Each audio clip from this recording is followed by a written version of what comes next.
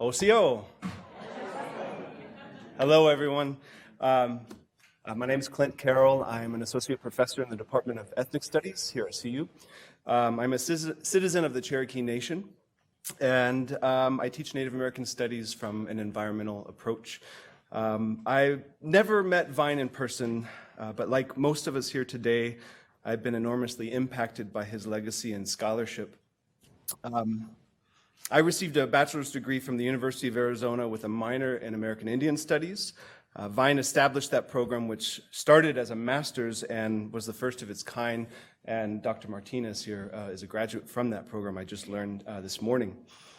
There, I worked with amazing faculty, including my cherished mentor, Tom Holm, who is a colleague of Vine's, and first introduced me to his work. I'm really honored, truly honored to moderate this distinguished panel. We have asked these three incredibly accomplished scholars here today, Dr. David Martinez, Dr. Robert Warrior, and Dr. Daniel Wildcat. We've asked them to reflect on Vine as a writer and a scholar. All of them have deeply engaged with Vine's work in their own way, and I'm thrilled that they're all here.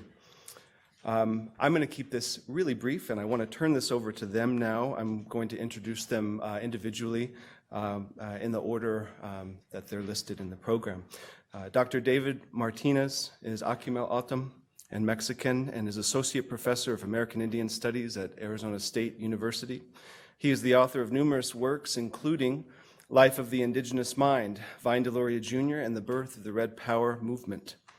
Currently, he is working on a project on Akimel O'odham environmental philosophy titled When Elder Brother Sank into the Earth, What the Story of the Hugam Teaches About the Kinship Between Land, Spirit, and People. Please welcome David Martinez. Thank you, Clint, for that generous introduction. I want to thank Patty Limerick in particular for inviting me here, as well as Kurt, wherever he is, for all of his hard work. And thank you to all of you for being here this morning. I thought I'd begin by mentioning how Vine and I met. I was a young college student at the time. I was a philosophy major at the University of Rhode Island, which is peculiar when you consider that I am Akimel O'odham and Pima. I did grow up in Southern California. My mother's a part of the relocation generation. However, as a student, I got into my head that I wanted to venture far afield and discover new vistas, including intellectual vistas.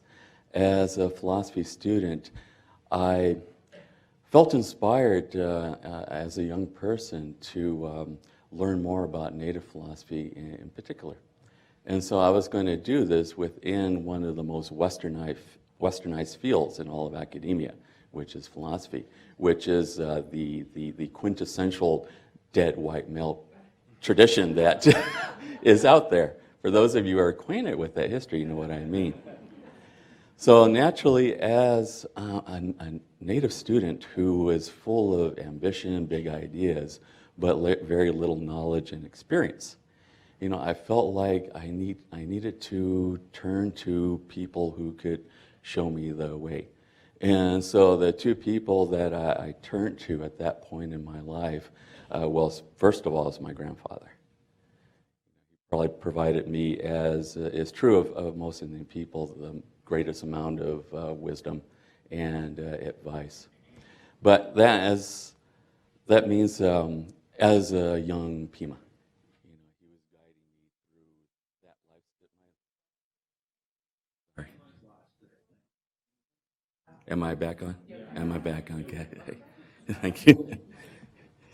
And the other person was Vine, who I hadn't met at the time. But I got into my head that I was going to write this man who was down at the U of A and ask for advice about how to become a native thinker in this philosophy department. And what surprised me is that he wrote back. He didn't know me. You know, I'm this 20-year-old kid, you know, who he doesn't know from Adam, but he wrote me back and he gave me advice. And he even mentioned that he had done a guest teaching job at the University of Rhode Island, which just kind of blew my mind. But it was the medicine that I needed at the time. I needed Vine, and I needed my grandfather, to guide me through this very lonely time in my life. I'm at a school in Kingston, Rhode Island, where I feel like I'm the only Native person for 1,000 miles around, right? Which isn't true. I would eventually make connections with the Narragansett community nearby. But at the time that I moved there, I felt like I was the only Indian, in this whole universe of white people. So that guidance was critical, and so suffice it to say, Vine was an influence on me from very early on, and that would continue through my graduate career. As Clint mentioned, one of the degrees that I got was from the U of A. Unfortunately, Vine moved on at the time that I started. In the fall of 1990, he had moved up here. You guys had stolen him from us, right? I don't blame you. However, I did get to learn from his esteemed colleagues, one of whom was Tom Holm, that Clint also mentioned, and the other was, fortunately, getting to take a class with Bob Thomas right before he passed away. And Bob Thomas, for those of you who know Vine's intellectual history, was very important to him. I guess you could say that Bob taught Vine all about peoplehood. And so these lessons I carried forward into my own teaching career. I've been a university professor for some 20 years now, all of which has been in American Indian Studies. First at the University of Minnesota, which I did for about 7 years, and then for the past 12 years at Arizona State University. And so I mentioned them because when we were all invited to be a part of this event, Patty suggested that we reflect on what reading Custer, meant for us personally. But she also suggested that we reflect on what reading Custer meant to others around us. And so on that latter point, which I think is the more important of the two questions, I started thinking about, well, what has teaching Custer been like for me? I should point out that I've had the pleasure of having numerous Native students in my classroom. Certainly in Minnesota, I had a number of Dakota, Ojibwe, and Ho-Chunk students, as well as others from around the Western Great Lakes and Northern Plains. In Arizona, of course, we're home to 22 Indian nations, in addition to which we get students from New Mexico, Utah, and Southern California. And so as a result of that, I've had the great pleasure of teaching Custer Died for Your Sins to classes that were exclusively Native students. And so it's that experience in particular, that's inspired my talk today. So when it comes to how this book, affects these young Native people that were in my classroom, one of the first things that comes to mind in terms of the reaction is the reaction to a sense of humor. Not just in the chapter about Indian humor, but throughout the book. As a matter of fact, it's commonplace for Native students, to tell me that, this is the funniest man I've ever read in my life. That's what impacts them first. The other thing that they respond to is the number of stories, personal stories, that he tells in that book, all of which I think were mostly derived from his 3 years as executive director of the NCAI.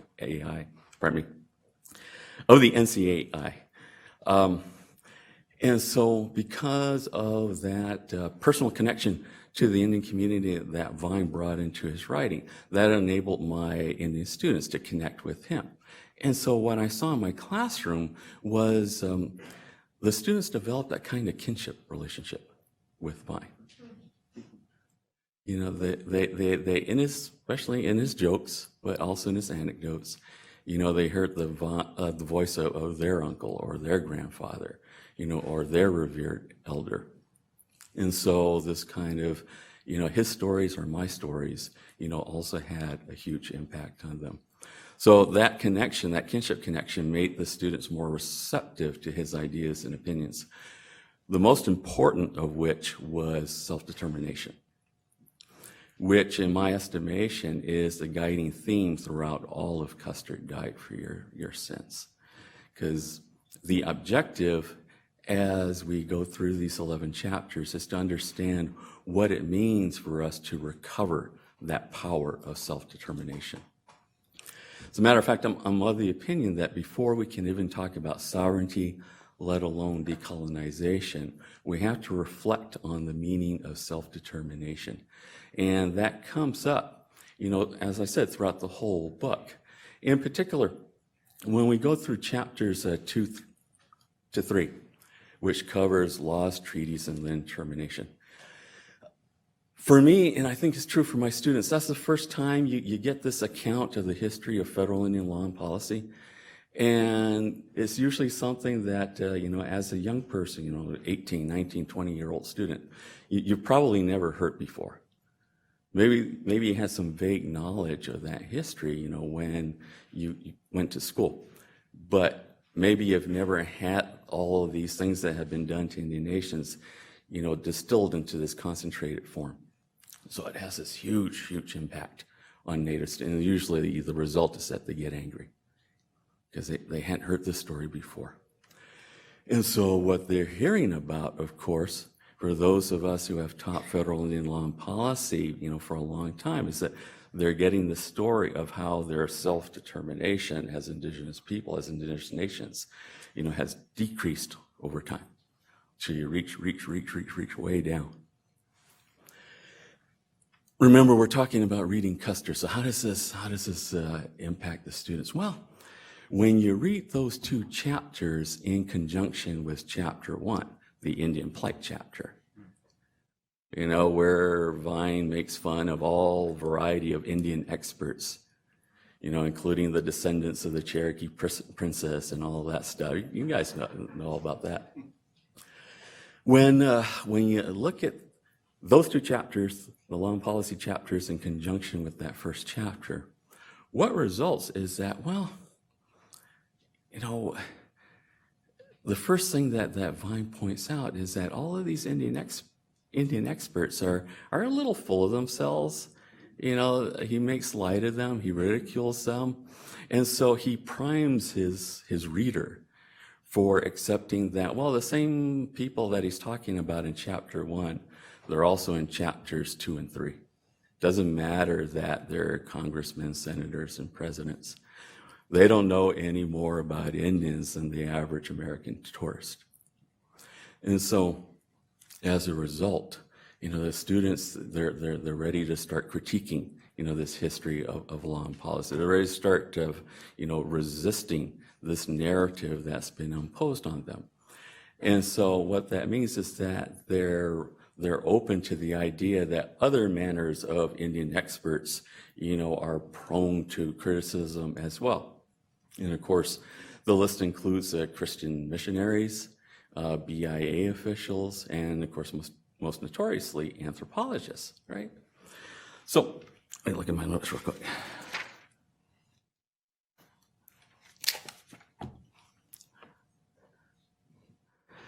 So, by the time we get to chapter 8, which is the chapter on the red and the white, the students are finally ready to start talking about self-determination in all of its manifestations. And by all of its manifestations, I mean, culturally, historically, politically, and religiously. And so self-determination is that power that we all have as indigenous people, to author the narrative of our own lives and existence, without having to accommodate what the expectations are of government, religion, or even academia. And for young people, remember we're talking about really young kids, for young students to be able to read that in a book and know that was written by an indigenous writer with whom they now have a kinship relationship. What I can tell you is that is usually at this juncture in their education when they start to feel empowered. And once they start feeling empowered, then the obstacles that maybe, they thought about that might drive them back home. It's like I'm in this institution far from school. I don't know anybody. Taking all these classes where there's all these white kids around me. It's all these classes where they're not talking about Indians. This place isn't for me. I get that because I went through that when I was at Rhode Island. Almost went back home too. But what reading Custer Died for Your Sins does for you as a Native person, especially a young Native person, is that it reminds you that insofar as you care about your community, that there's always going to be instances where you're the only Indian in the room, where it's going to be incumbent on you to be the one to speak up, and take a stand. That's not a job that, we take lightly, and most of us don't want that responsibility thrust upon us. But when you consider that, we're struggling to maintain our sovereignty in a nation that is oriented towards assimilating or disappearing that sovereignty, then the fact of the matter is, and this is what comes out of our reading of Custer, is that, the fact that you're here in this school, in this class with me, means that there's something in you that says you're ready to take on this mission. You're ready to become one of those educated Indians. You're ready to become one of those intellectual leaders, those political leaders. And for the ones who know their language and their culture, and their spiritual traditions, they're going to become leaders of their people as well. And I have seen my students grow in that way. And that's probably the most wonderful thing that I can mention as Vine's ongoing legacy. And I should also point out, it's 2019, and when I teach Vine today, the remarkable thing is that he's still able to have this effect, even though these 19-year-old kids are way too young to have ever met Vine. He's a black and white photo on the cover of a book. He's some grainy, video image on YouTube. He's a historic figure. It's hard to believe he's a historic figure, but he is. But he's also an ancestor. He's one of the immortals. And so that's why I teach Vine today, and I would say that that's why we're gathered here today as well. I just got the high sign that my time is up. Thank you very much. I enjoyed this. Okay. Thank you, David. Next, I'd like to introduce Dr. Robert Warrior. Robert Warrior is Hall Distinguished Professor of American Literature and Culture at the University of Kansas and is a citizen of the Osage Nation. He is the author of numerous works, including Tribal Secrets, Recovering American Indian Intellectual Traditions. He was also the founding president of the Native American and Indigenous Studies Association from 2009 to 2010, and a founding co-editor of Native American and Indigenous Studies, which is NASA's journal. He was also a founding co-editor of the Indigenous Americas series at the University of Minnesota Press, and it's just a real honor to introduce Dr. Warrior for those reasons, and because I also really have benefited from the work that he's done, especially in our national organization of NASA. So please welcome Dr. Robert Warrior. Ahoy, thanks, Clint, for that introduction, and also to Patty, the center, everybody here at UC Boulder, to Dean Anaya and the others here at the law school for bringing us together for this occasion. Thought I'd say, so I don't forget to say it, that on the question about the Playboy magazine part of Custer, this was something, as I looked into it when I was writing about Vine's work in my doctoral dissertation, it became my first book, Tribal Secrets. This is something really your literary agent would probably do for you, as opposed to, at first when I saw that, I thought, oh, he published an article in Playboy and then it became the book. And it was really, the book was excerpted in Playboy as it was coming out. This is one of the ways that you get people still to buy your book is that you find somebody who will excerpt it in a national magazine like Playboy, and that was really where that came from. And it's an interesting moment in cultural history, and Playboy was a place where still today there are interviews published in it that are among the most important documents that tell us things about people that we never would have known otherwise. Alex Haley did a bunch of those interviews with Malcolm X, Martin Luther King Jr., it's a really important forum for ideas at that particular moment in time. I thought I'd just kind of throw that in. But it says something about how we understand history and how we can go back and read something on the inside title page of a book and not necessarily know how to take it and how to figure it out. And of course, history is always messier than cover pages in books. And so just one example, I think, of how I think it's really important to complicate our own sense of our history intellectually, of who these people are, because they're people. They're people behind the books that we read. And there's a particular moment in time when Vine came along that who people were at a very fundamental personal level was really, really important, because you knew everybody in the American Indian world and the world of Indian affairs as it was thought of back then. So I'll just launch into this. I just used up probably half my time by saying that, but let's see what I can do. Like most people, I first got to know Vine Deloria Jr. through his books, but it was later in graduate school where I really dug into a lot of those things. My advisor at Union Theological Seminary was the late James Cone, one of the people who created liberation theology, the religious movement from the late 1960s that arose simultaneously in South America and among African Americans here in the U.S. As the story goes, in one of James Cone's late 1960s speeches in Denver, in the wake of his landmark books, Black Theology and Black Liberation and A Black Theology of Liberation, Vine was in the audience and peppered Cone with difficult questions about the relationship of Black liberation theology to Native issues. Vine, according to both, got the better of the situation.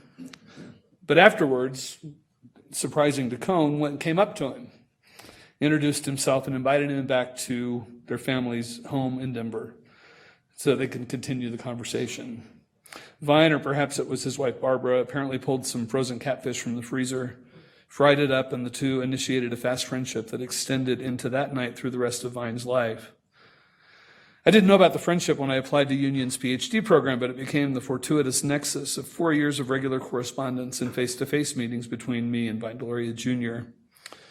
Vine replied to letters that I wrote to him 18 times between April 1989 and March 1993.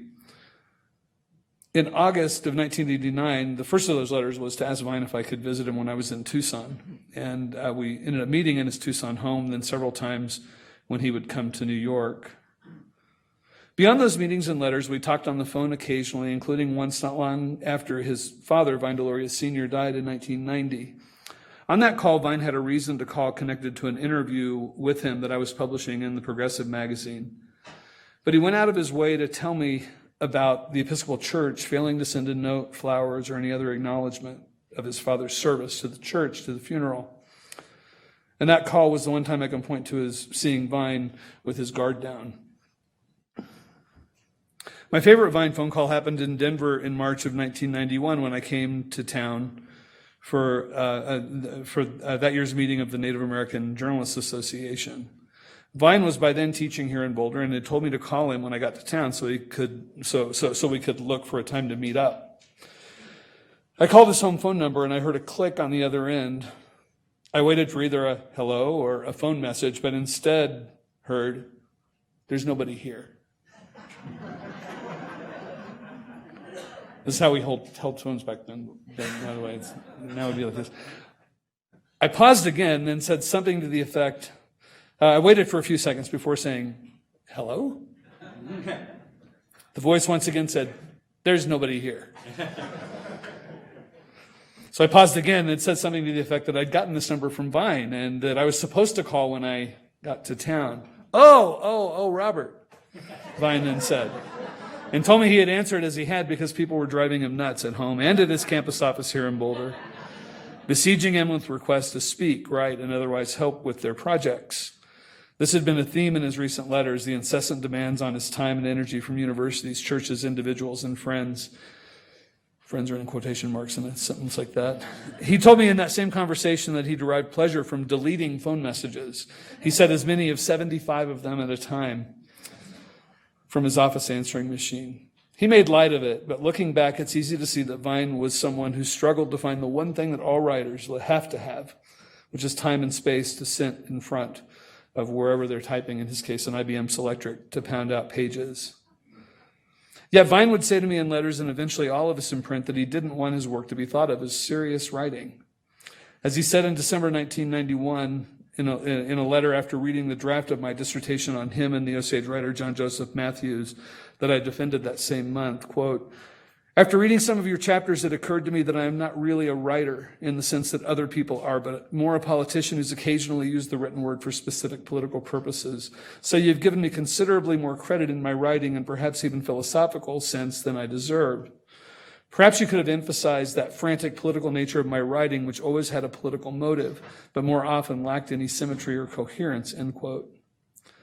Now, this declaration comes from someone who would 3 years later be the third recipient of the Native Writers Circle of the America's Lifetime Achievement Award.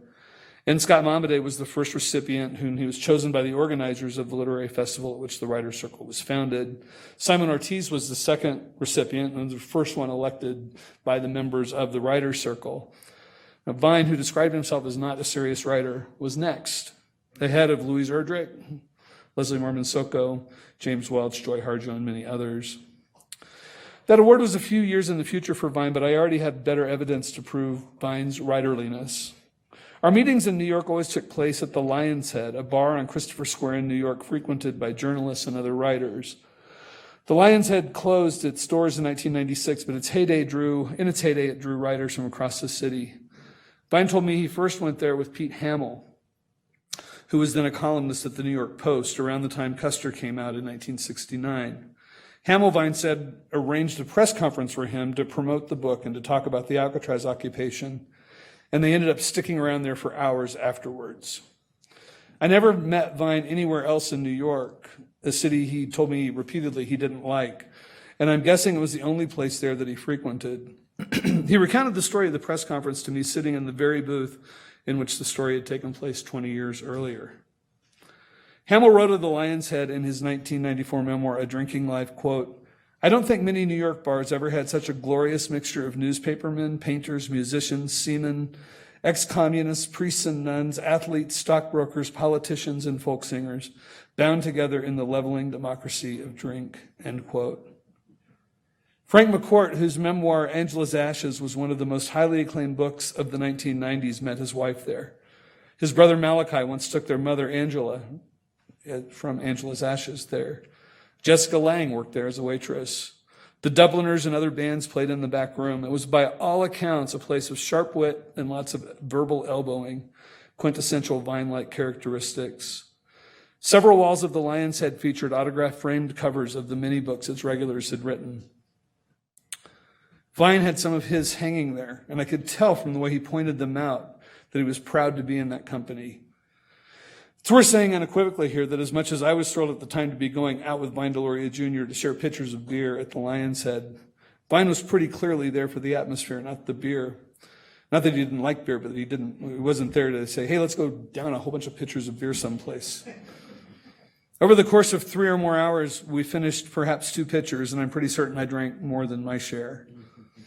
But he did seem to identify with the ethos of the place. Not a serious writer? I guess it depends on your definition. Not serious about writing, which is one upshot of what Vine said to me in that letter. All evidence points to the contrary. So I want to offer up today what probably no one but Vine would argue with, which is that he fit at least one mold of what it means to be a writer in spite of his own rejection of that title. But I also want to say he was writerly in a particular way. That is, plenty of great writers grace the Lion's Head, but I'll concede that those framed book covers on its walls belong to a certain kind of writer. As those who plied the trade of journalism know, there's something instructive about knowing how to crank out words and paragraphs as deadlines loom. And I would venture that Vine, not to mention other non-journalists, liked hanging with Pete Hamill and the crowd at that bar because of an elemental affinity with that particular relationship with words, that pragmatic sense that this needs to be done and it needs to be done now. Perhaps the definition of what it means to be a writer is that all writers know know that words and how we write them matters. Perhaps Vine's insight was that getting those pages out to those who need them matters more sometimes than laboring over tenses and shades of meaning.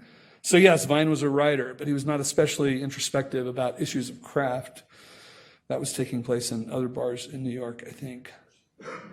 There's nobody here. Certainly Vine didn't think of how close he came in uttering those words to channeling Emily Dickinson, perhaps the quintessential serious writer, more than Frank McCourt. But it's worth thinking about how someone in Vine's position might have been tempted to write all those pages and tie them up with ribbon rather than casting such pearls before the likes of us. Though I've long since stopped laboring over Vine's writing, trying to think about it in a scholarly way, I remain fascinated by the astounding record of his writings I found in obscure publications as I sought to understand his thought and what it continues to mean for American Indians and other indigenous people. His essays in now-defunct journals like Catalogate, which I'm probably the only person here who's read, are in this way his Dickinsonian contribution to a particular American Indian way of writing. I can say this much from having talked to him as many times as I did in person and in letters. Whatever else is going on in Vine's disavowal of his own seriousness as a writer, writing gave Vine Deloria Jr. satisfaction. Publishing, in many ways, just filled his answering machine with messages. The last time I saw Vine was not far from here when we both attended an event put on by a group of Native Methodists. He had several years earlier hated my book about his work. And back in 1993, he shut down our correspondence abruptly and for me, painfully.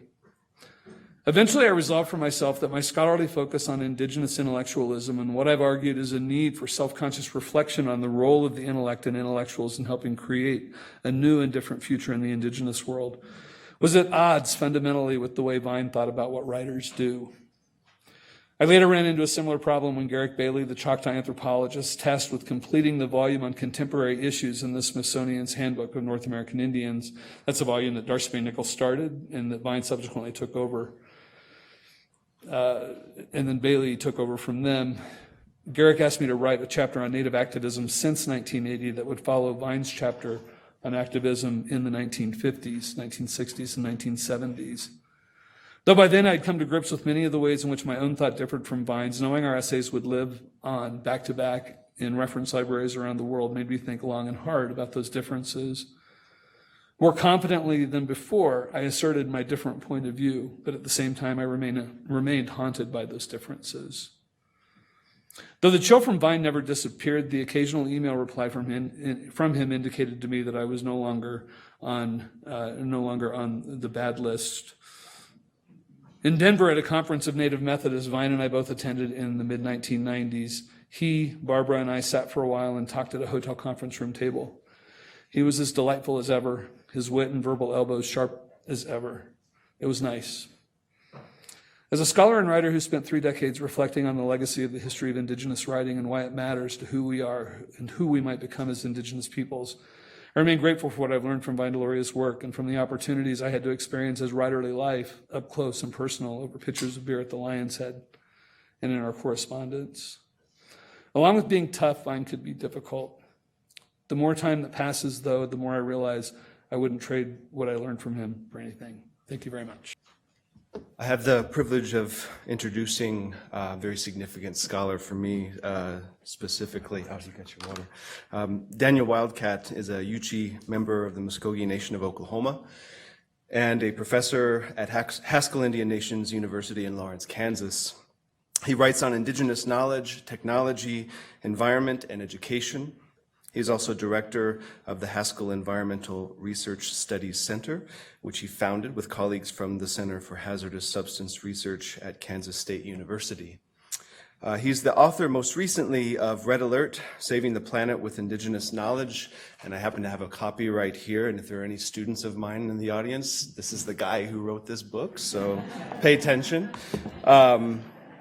And he's also co-authored with Vine, and we read that in my environmental specific class. So it's very much an honor to introduce Dr. Daniel Wildcat. Please welcome. Songele, Agelason, Zoyaha, Uchiha, Muskoge, Kadane Adane. And Richard Grounds, when you see this, the film of this, you can correct me on my pronunciation, okay? Richard's a great Yuchi relative and really working on really restoring the Yuchi language as a living language with my, sadly with my, work closely with my deceased aunt, Josephine Bigler, but still works with my aunt Maxine Barnett in Sapulpa, Oklahoma, who is getting ready to turn 94 years old. And she goes every day to work with those children on Yuchi language. And it's a beautiful undertaking. First of all, everyone here has said something that, I could riff off. I feel like a riff off of, like a jazz musician or something. But I'm going to begin with maybe something that people ought to worry about. It is Friday the 13th, okay? Okay, now, so you don't have to be superstitious or anything, but I know a lot of you have been, feeling pretty good because you found out, 50 years ago, Custer died for your sins. But I keep wondering, and Phil might, we're always finding these papers, these manuscripts that are lost. And I think if Vine had had the time, we might have had a sequel. And that would have been Pilgrim's Purgatory. And I tell you, you might not have gotten off so easy. Custer died for your sins, but hey, there could be a purgatory, so I don't know. Anyway, so there's so much you could say. I tried to be real disciplined like David Wilkins and write something out, and I tried about 3 or 4 times and it just went on and on. So let's keep it simple. I'll try that because my take on Vine is the following, that when we look back at the 20th century, our grandchildren, our great-grandchildren, Vine Deloria Jr. will no longer be identified as a great American Indian thinker. He will be identified as one of the most important thinkers of the 20th century on this planet. He will be identified as one of those people who really had this incredible ability to see the complexity of the world we live in, understand the negotiation, the human negotiation we try to make with all of this creation, with the gifts we've been given by the Creator, and really how we struggle to do that, to try to behave as competent, mature human beings. And so I think the real gift of Custer Died for Your Sins is, number one, he situated American Indians not in the past, not in museum displays or under glass. He made it clear, we're here. And we know things, and we understand things, and we have struggles. And Vine was so connected with contemporary culture. Some people, I'm sure, academics, when they first read Custer, were up in arms. Why is a guy going to recommend Hal Borland's When Legends Die, or Thomas Berger's Little Big Man, or heaven forbid, Stay Away Joe by this paperback fiction writer, Dan Cushman? Well, because I know particularly Stay Away Joe, the humor. And you want to talk about crazy things happening in our families? Yeah, we don't like to tell those stories outside of our families, but we have crazy things that happen, and we laugh about it. That's one of our ways of dealing with that, with humor. And so I think, at one level, I think Vine was sort of aware of this. There were a lot of academics that even found his work suspect, particularly when you think about, the fact that he wrote about politics, he wrote about culture, he wrote about theology, and all of those things. That was the exact thing that I think attracted me to Vine.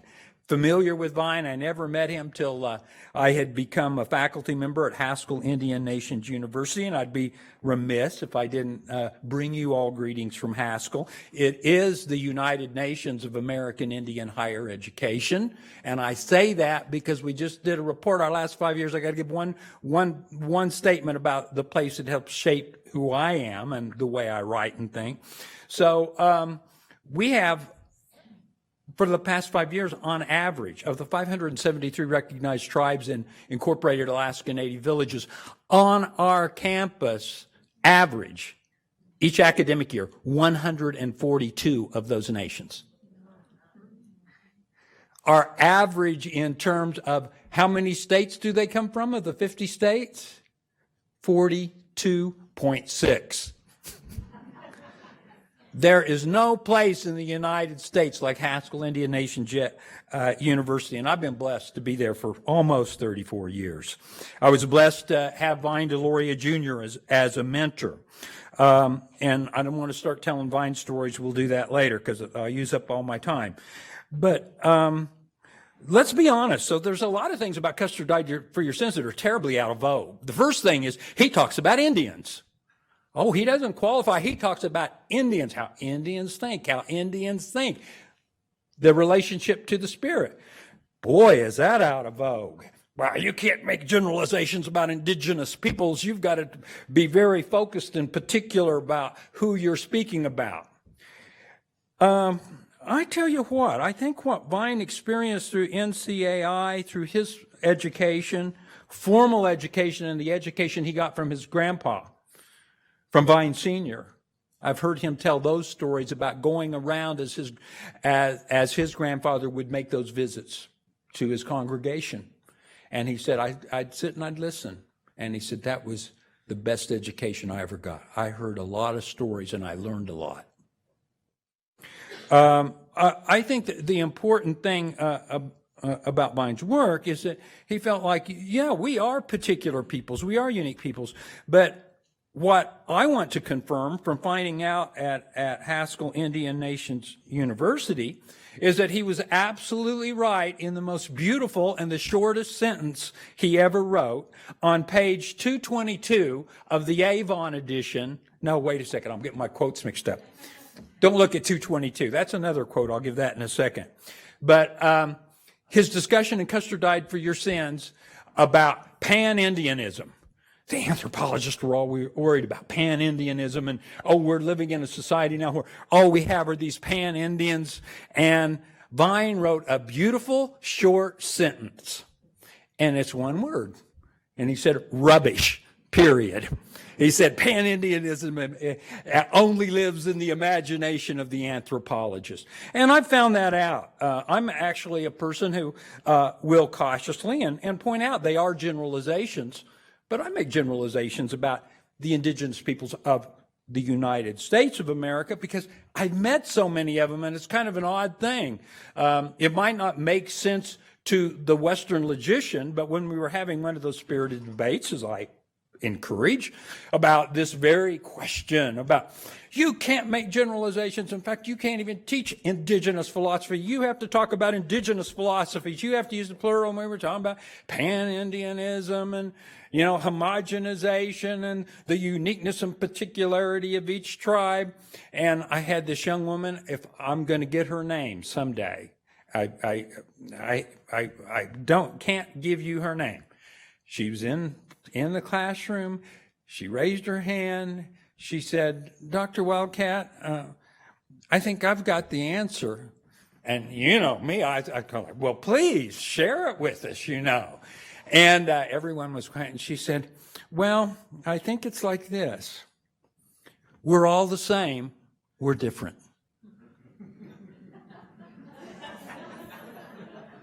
And I said, oh. Yeah, that's how beautiful. We're all the same, we're different. And I think that's a part of why Vine resonates. His writing, his popular writing resonates with everyone. Yes, Vine Deloria is a deep thinker. And I think we need to be very conscious of the fact that, So I've mentioned, how he's out of vogue, maybe in academics, the way he talks about, indigenous peoples. I think there's a place for that kind of discourse. There has to be, and I think another thing I'd like to point out. I think there are areas where, if he had to revisit it, if he were doing a re-edition, I think we'd see there are areas that are very problematic. Let's be honest. His discussion on particularly activism at that time was, he was not advocating activism in a sort of Red Power or American Indian movement kind of way. And he was really cautioning throughout the middle part of that book about, American Indian activists following the paths of the Black Panthers. If you think you're going to go violent or militant, be careful. That's dangerous. And really advocating that the arena we should fight in is an intellectual arena. And I think he modeled that his whole life, that the real battle is an intellectual battle. And I think Custer Died for Your Sins, one of the beauty of it is that he let us know we have intellectuals. And he started to model what that indigenous intellectualism looks like. And I'll be forever grateful for that. So activism, I think if he had to rewrite it, it'd be interesting how he'd look at direct action. I all through Dakota Access Pipeline, I kept thinking, what would Vine's take on that be? It would have been wonderful to see what Vine was thinking about that. And he would have had some thoughts. He would have had some advice. It's up to us, you younger scholars, to start doing that work. This was his biggest complaint to me. He says, I don't know, I don't like working with these young Indian scholars. He says, they always tell me about what they're going to write. The only problem is they never write. Okay? So I didn't want to be one of those guys. But let's talk about quickly one other problem area that it'd be fascinating to see Vine revisit. Corporations becoming more tribal. Vine, I'm not sure that's quite happened. It might be that our tribes have become more corporate. And I know if you read that carefully, it's really interesting because he's wrestling with that. I mean, he's kind of, there are some ways in which corporations are kind of manifesting tribal characteristics. But he's also warning that, hey, but tribes, you have things corporations don't. Boy, there's a great topic. There is a real important topic to talk. What happens when our tribes just become corporations? I'll tell you what's going to happen. You're going to see people in Congress going to say, we don't need treaties anymore because we've got corporate law. We know how to deal with tribes. They're corporations. Vine would have been up in arms about that kind of thinking. And so his notion of tribalism, I think, is still something that needs to be explored. A lot of people, I've been referred to on occasion as a Vine Deloria disciple. I disavow that. It's hard to be a disciple of someone who's so unsaintly as Vine. And so I'll just state that categorically. But I think the point people miss about Vine, I think the point they miss is, I will make a Western analogy. Vine Deloria is American society's Socrates.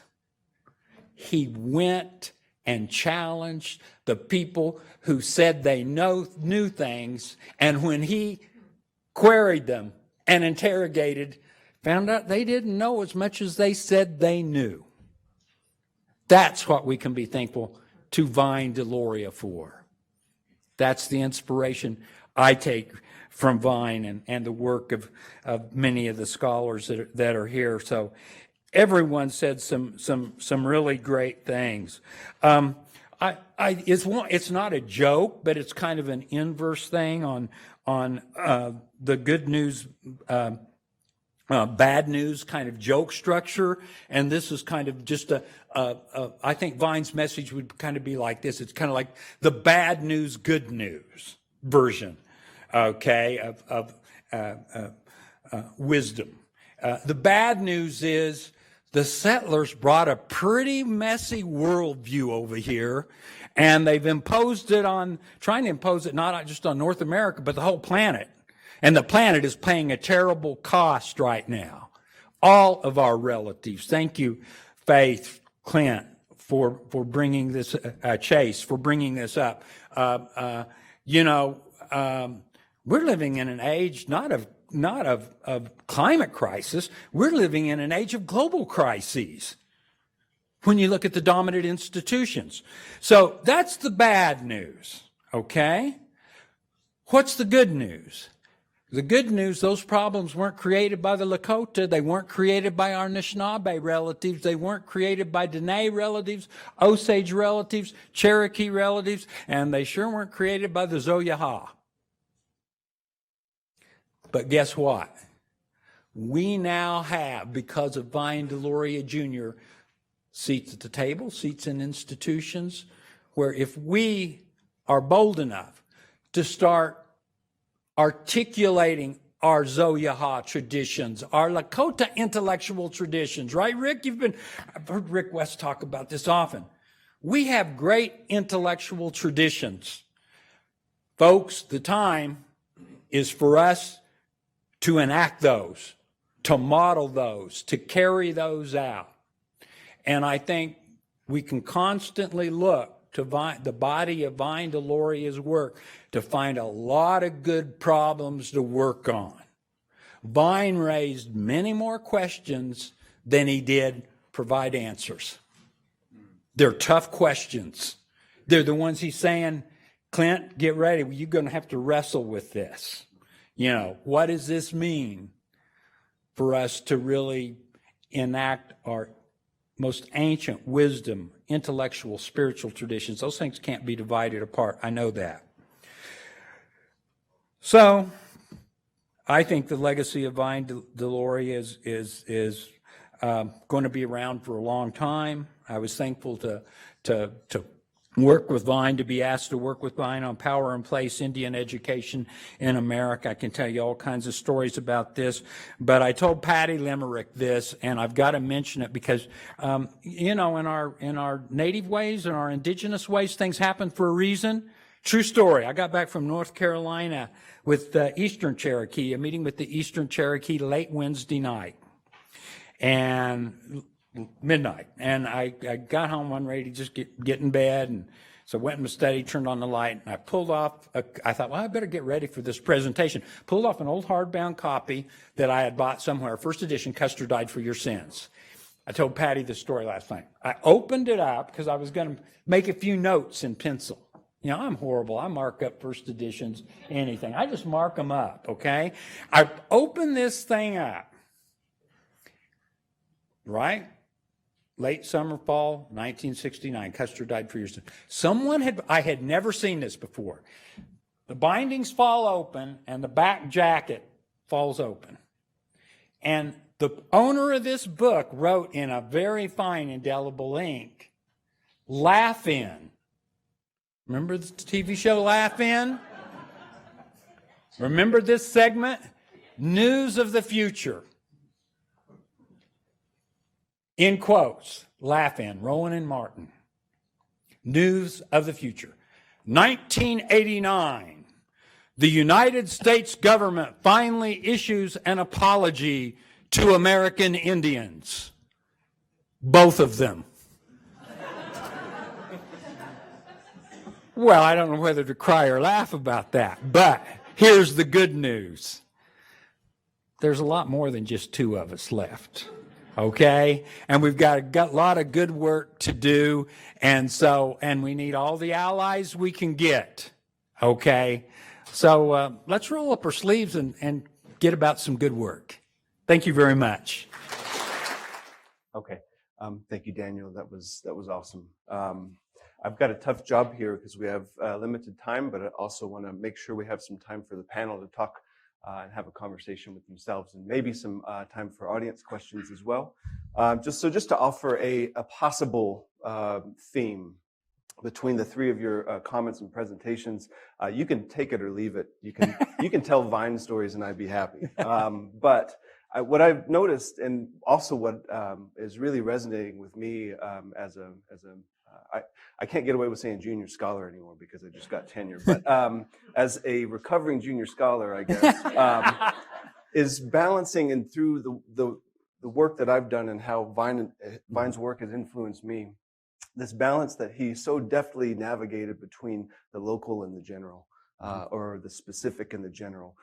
And Daniel, you touched on that. It also relates to his ability to see these simultaneously. And Robert, you were touching on that so clearly at the same time. Some of the broader picture as well as the local specific. We heard in our first panel around his activism, his advocacy for his Lakota, his Ocheti Shakoan people. And so, really the ability to so effectively reach these audiences and the impact that David, you were talking about, that this has on students who finally kind of come into this awareness. And so I wondered if you wanted to continue with that theme of his, and I think this book absolutely represents an example of how Vine was able to do that in his work. And it's something that I always continually scratched my head as a grad student, saying, how the heck did he do that? How does he have that vision that is able to see all that at the same time so clearly? Mm-hmm. It makes me think, Clint, of so Vine did have a really critical view towards the generation that was coming along when I came along, and there was sometimes what seemed a very dismissive way of thinking about the work that people were doing, and I always tried to look beyond that. I was saying, well, Vine's a curmudgeon. Vine's, and to say that what was the real substance of that was really important for people to take forward, right? I mean, so, and I think that was and I think part of it goes to the heart of what you're saying, that in Vine's generation of people who did this kind of work, whether they ended up in the academy or directing the NCAI, which he did both of those things, writing books, all of these sorts of things that he did, that there was a connection to the real lives of real people living in real time who need to live in a better world and who need a consciousness that says the world can be a better place, and that you shouldn't have to expect your world to be one that isn't the best, that Native people, Indian people deserve the best. And so getting that, I think having that, seeing that in the midst of trying to make sense of some of those critiques, I think is really important. I think it's a challenge to current generations of scholars in Native studies for teaching students. I didn't get to mention, I also teach at Haskell as an adjunct faculty member. I'm really proud to do that, and thanks to Dan and his colleagues there for helping me become that students there, students at KU, places where we teach, that the Native students really need to be mentored into an awareness of how do you make those connections. They don't make themselves.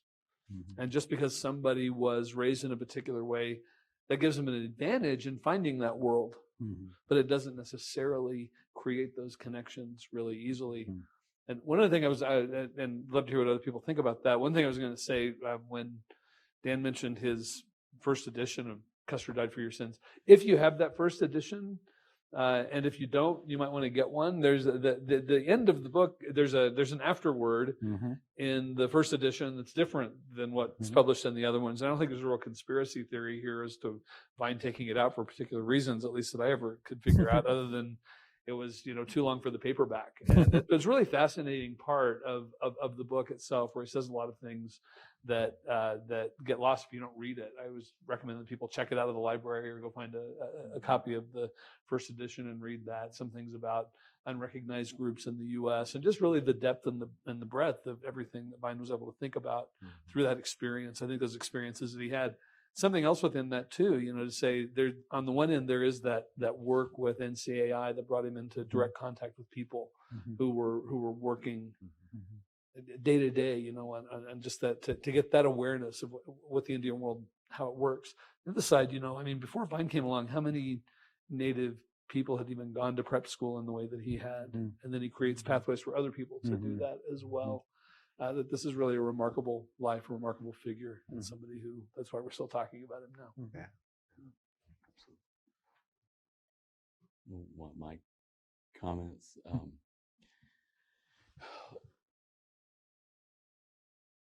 When Vine reflected on what he got out of his seminary training as well as his legal training, what stood out most of all is the way in which these two disciplines, as they were taught during his time, ultimately disconnected human beings from the world around them. Seminary as the teaching of religion, Christianity in society is really about teaching credo.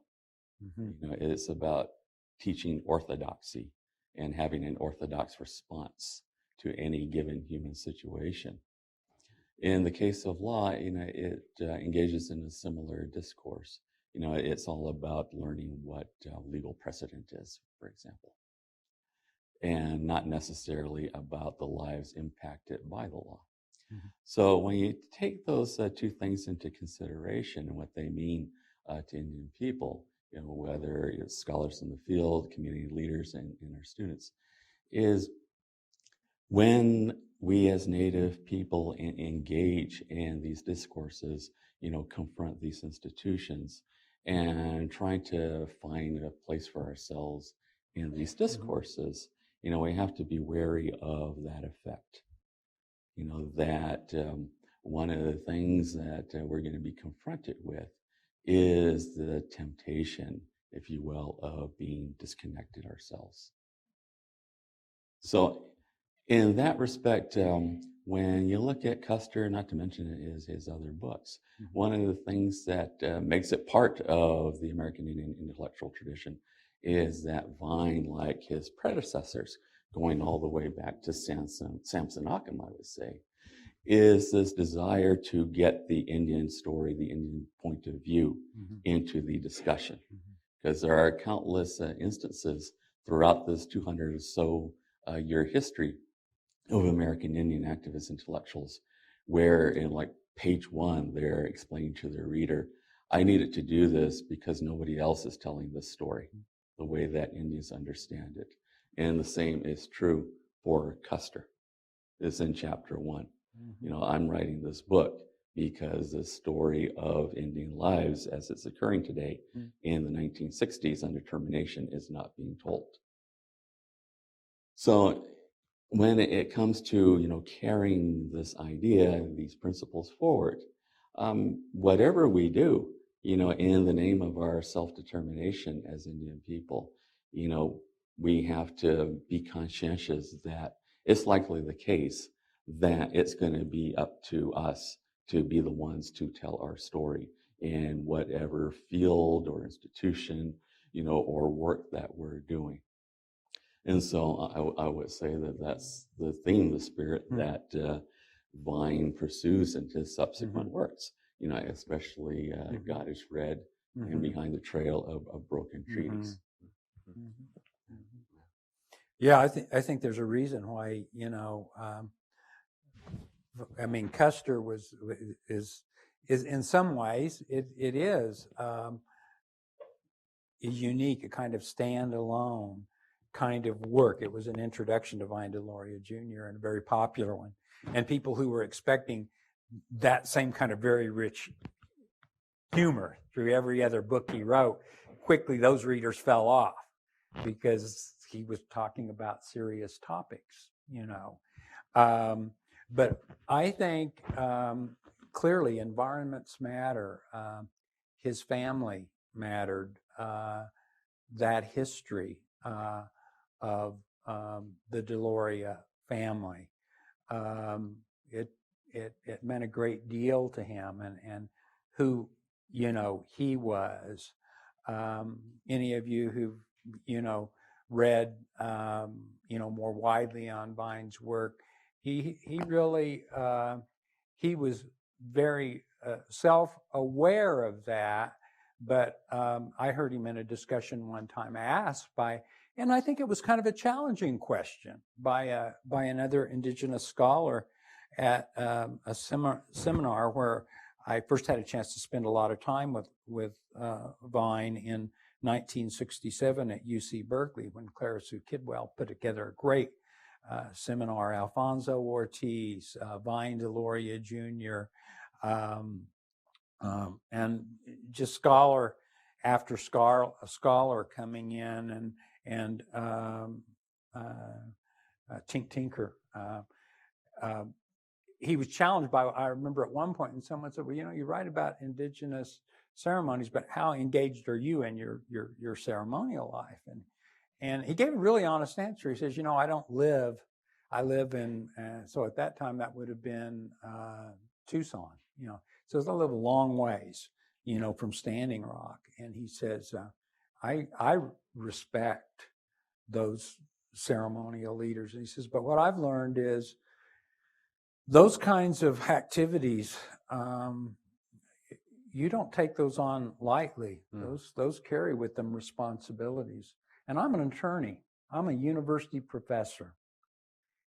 And I thought the best way I can serve my people and Indians more generally is to raise these issues so that people will respect them and have some understanding of them. I thought that was very good. So he was never disconnected, very, very connected. And I think, again,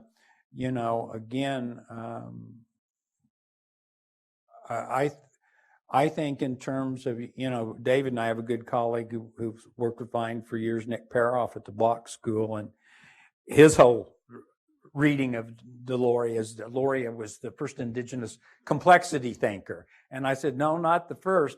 Indigenous peoples have always been complexity thinkers. That's part of who we are in our relational construction of the cosmos and our place in it. And so I kind of look at that importance of relationships as really one of the most meaningful and significant takeaways that we can have. And I think he modeled that. Those of us who were mentored by Vine and sometimes scolded by Vine, maybe at even points of times blocked out by Vine. He was always trying to teach something, and it didn't have to be through the written word. I mean, I think the example of his kind of engagement with the larger society, the sense of responsibility he had to our tribal nations, our indigenous communities, I think, he modeled that difficult negotiation very, very well. And you're always going to have people who will be dismissive on either side, I think. But so what? You can't please everyone. And I really think that when we start thinking about how we're going to address the kinds of challenges we face on the planet today, I really think it's going to be, so when you look later, at God is Red, and you look at some of the seminal chapters in there, which are dense readings and sometimes very, there are sections in there that are complicated, and sometimes, believe it or not, they're ambiguous, very ambiguous. But that gives us something to work on, right? I think the takeaway is that this is the way I would summarize it. Vine Deloria, the body of his work, tried to let people know we don't live in a world full of resources. We live in a world full of relatives. And once you understand that, then you understand that all of this discussion about inalienable rights, I don't know of any people on the planet who respect the uniqueness of individuals and the gifts they have. And that uniqueness, that individuality. But I want to say this, at least at our grounds at Pole Creek, where the Yuchi do ceremonies, I've never heard a ceremonial leader get up and lecture us about our inalienable rights. What I've heard them talk about is the responsibilities we have to be good human beings. We need a politics where we talk about inalienable human responsibilities to the balance of our relatives on this planet. I think that's a part of what Vine was trying to communicate, and I think there's just so much good work we can carry out if we try to follow through with that. Thank you. I don't really have a question. It's more of a comment. First, I just want to extend an immeasurable thanks to all of you for being here. And for continuing to do what you do. 21 years ago, I was a student at Arizona State University as well. And my sophomore year in college, I walked into Dr. James Writingin's class. And this was one of the books that he made us read along with your book, Like a Hurricane. And they were both absolutely life-changing for me. And so as somebody who, grew up with my grandparents on the Navajo reservation, I'm Diné Spirit Lake, Dakota. But one of the things that, my grandparents instilled in us was the concept of which is kinship, and wotitakuye, which is also kinship in the Lakota Dakota language. And when I was reading this book, the number one thing that stood out for me was when he talked about, I had to write this down, but when he talked about the difference between Indian religion and Christian religions, and in that the difference is the interpersonal relationships. And I knew what he was talking about in that moment, which was kinship and understanding how we relate to the rest of the world and how we relate to each other. And one of the things that stood out for me was he said, Christianity came along and tried to substitute giving for sharing. There was only one catch. Giving meant giving to the church, not to others. Giving in the modern Christian sense is simply a method of shearing the sheep, not of tending them. So as a Navajo, of course, that, resonated with me. But that was the one thing that I kept with me, in these last 21 years was like, it just reinforced how much that kinship was so important. And that's my foundation. That's the foundation I provide for my children too. And my daughter just started her first year at Arizona State. And so I hope she walks into Dr. Writingin's class and reads that book. Thank you.